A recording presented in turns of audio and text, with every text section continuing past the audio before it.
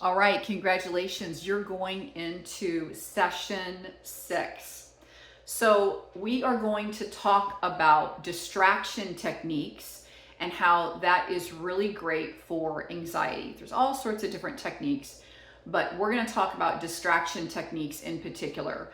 We're also going to talk about, as far as an intro to some of the skill sets needed for mindfulness, we're going to talk about the skill of noting. What do you do when thoughts and emotions come up? And I'm trying to listen to you, through guided meditation, but all this stuff comes, and what do I do with it? And how do I not judge myself for that? And how do I calm that down?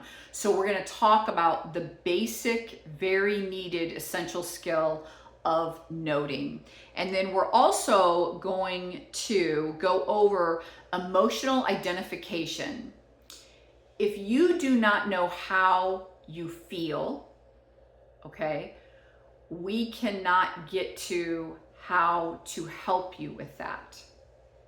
Okay, I'm going to say that again. If you don't know how you feel, we can't get to how to help you with that. So mad, glad, sad, angry, these are all like surface feelings. And so when people are like, I'm really mad, I'm really sad, I'm really, and it's like, well, I can't really help you a lot with that. But if you can say, man, I felt really embarrassed, or I am really, really frustrated, or, different things that are more detailed emotions, right? They're more specific. Those are what's underneath these surface issues, okay? And so when we can get to that, I feel really frustrated, I feel really embarrassed, I feel really small, I feel really disappointed, then I can say, hey, is there another time that you felt embarrassed, small, disappointed?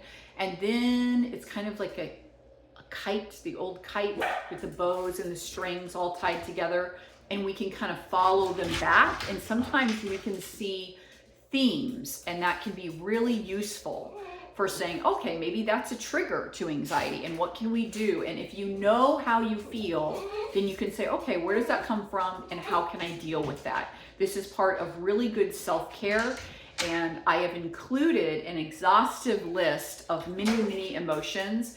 It's really great also when you're journaling, you can kind of look through that and see what pops off the page. So I can't wait to see you in this next session.